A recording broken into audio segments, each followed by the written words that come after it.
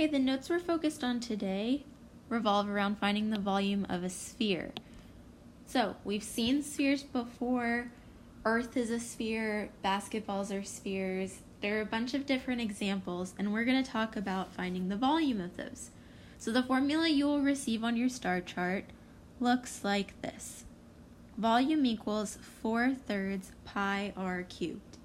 And then we have down here in words 4/3 times pi times radius cubed. So we're just identifying what that r variable means. So this formula is super easy because there's only one value you need to know, and that is our radius length, which will usually be identified, or the diameter, and you just divide by 2. So the formula is really easy because you'll see it the exact way it's written here. So let's look at 2 examples. For the first example, we're going to identify our radius so we know what value to plug in. If our diameter is 30, like shown here, then that means our radius would be 15 because 30 divided by 2 is 15.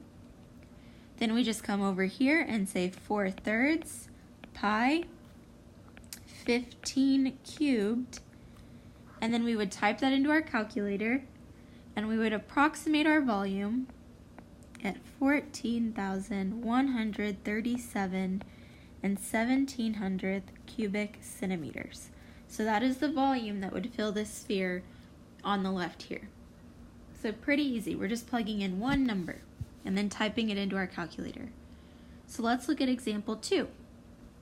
Our radius is clearly identified 2 2/10, and then we just plug that in. So 4/3 pi 2 2/10 cubed.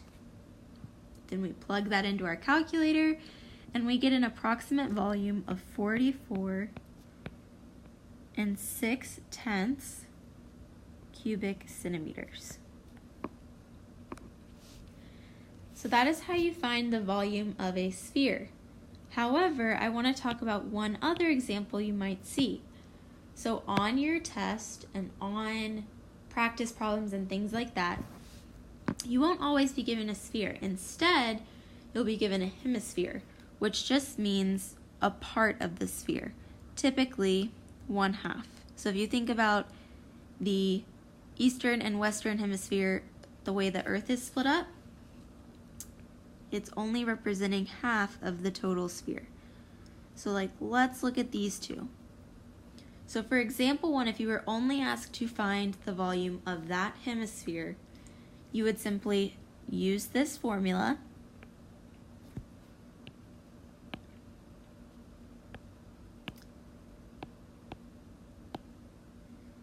But instead of just plugging it in like that, you would multiply it by 1/2 or divide it by 2.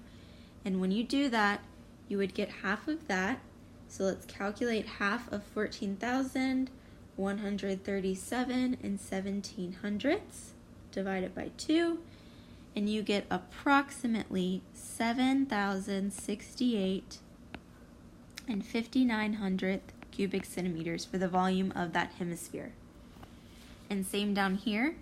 If I want to find the hemisphere, I would find my total volume of the sphere here, and then I just divide this value by 2 or multiply by 1/2, and the volume of my hemisphere would then be 22.3 cubic centimeters. So those are the 2 examples, either a full sphere or a hemisphere, that you will see when it comes to volume of a sphere. The formula will be given to you as it's shown on your notes.